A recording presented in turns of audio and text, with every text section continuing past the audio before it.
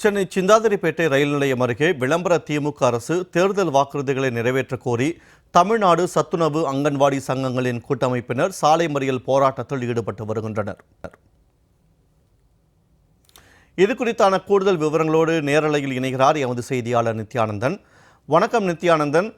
தற்போது தமிழ்நாடு சத்துணவு அங்கன்வாடி சங்கங்களின் கூட்டமைப்பு சார்பாக சாலை மறியல் போராட்டத்தில் ஈடுபட்டு வருகின்றனர். அவர்கள் என்னென்ன கோரிக்கைகளை முன்வைத்து இந்த போராட்டத்தில் ஈடுபட்டு வருகின்றனர், அது தொடர்பான முழு விவரங்களை பதிவு செய்யுங்கள்.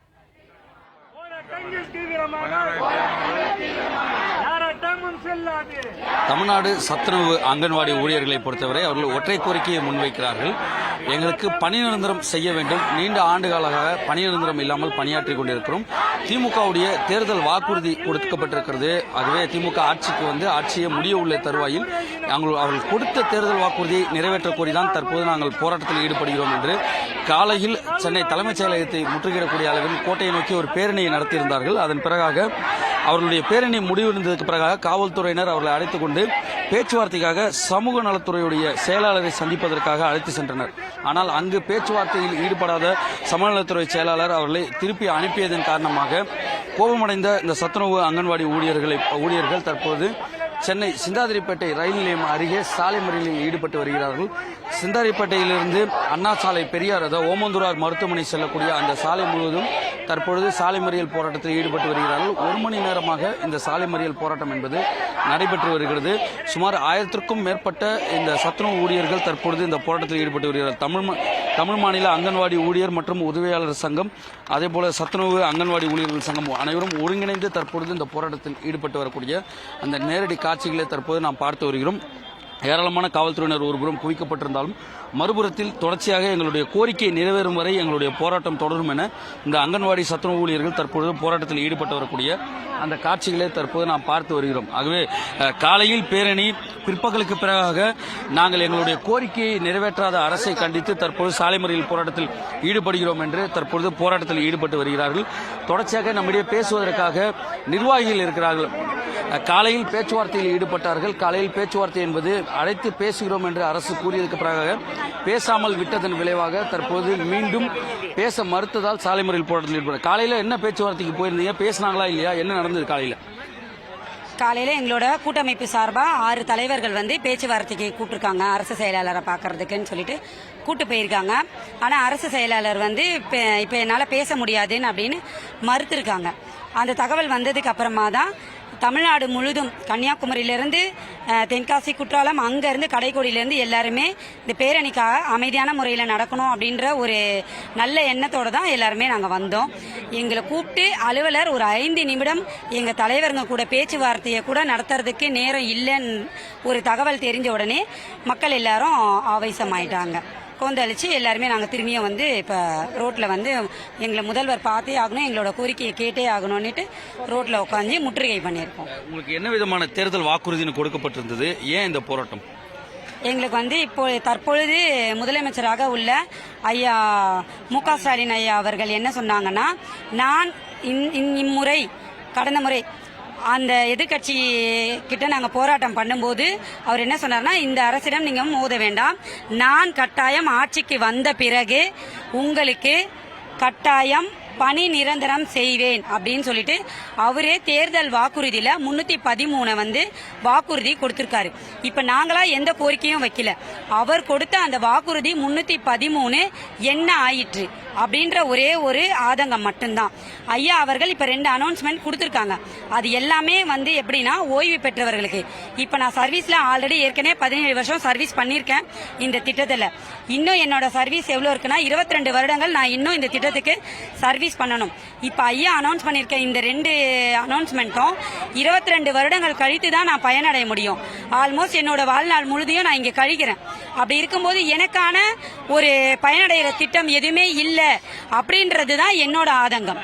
எங்களோடது நியாயமான கேள்விதான். நாங்க வேற எதுவுமே அவர்கிட்ட நாங்க கேட்கல. அவர் கொடுத்த அந்த வாக்குறுதி என்ன ஆயிட்டு, எங்களுக்கு அவர் கொடுத்த அந்த வாக்குறுதியை நிறைவேற்றிட்டாலே எங்களுக்கு வந்து அனைத்து விதமான கோரிக்கையும் நிறைவேற்றிடும்.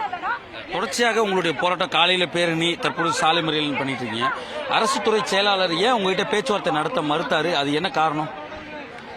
நாங்கள் வந்து பேரணின்றது இன்னைக்கு நேத்தோ இல்லை இன்னைக்கோ நாங்கள் வந்து அனௌன்ஸ்மெண்ட் கொடுக்கல. 1 மாதங்களுக்கு முன்பே வந்து அனௌன்ஸ்மெண்ட் கொடுத்துட்டோம். நாங்கள் அவங்களுக்கு எல்லாருக்குமே தகவல் சொல்லிட்டோம். ஜனவரி 30ஆம் தேதி நாங்கள் வந்து பெருந்திரள் பேரணி வந்து நடத்தி முதல்வர் அவர்களிடம் எங்களோட கோரிக்கையை வந்து கொடுக்கணும் அப்படின்ற ஒரு இதுவை வந்து நாங்கள் சொல்லி எல்லாமே அனுமதி வாங்கி தான் வந்து பண்ணியிருக்கோம்.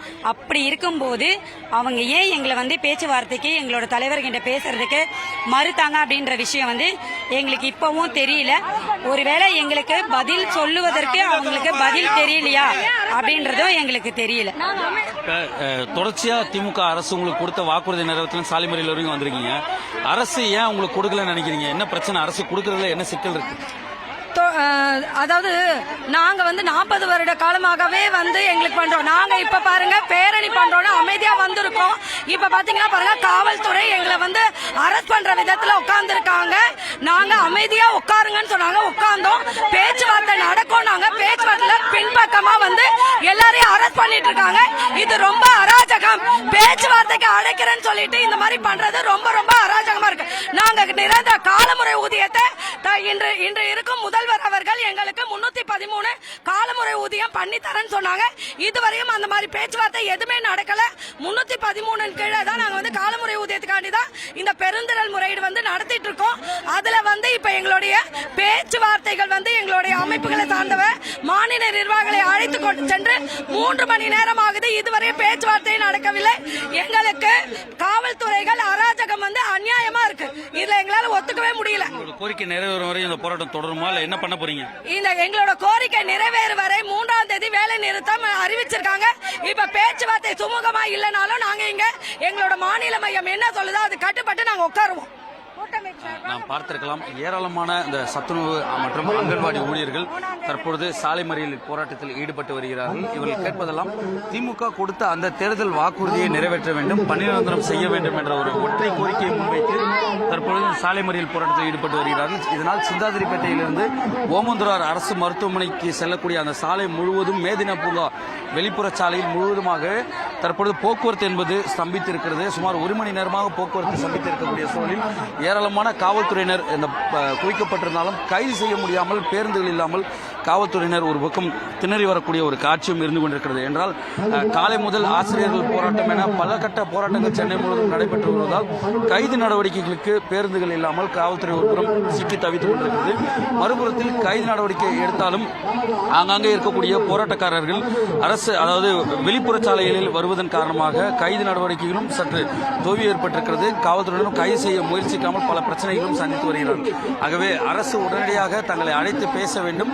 எங்களுடைய ஒற்றை கோரிக்கையான அந்த பணி நிரந்தரத்தை செய்ய வேண்டும், அது திமுகவுடைய தேர்தல் வாக்குறுதியாக இருக்கிறது என்று இந்த அங்கன்வாடி சத்துணவு ஊழியர்கள் போராட்டம் மற்றும் சாலை மறியல் போராட்டத்தில் ஈடுபட்டு வருகிறார்கள்.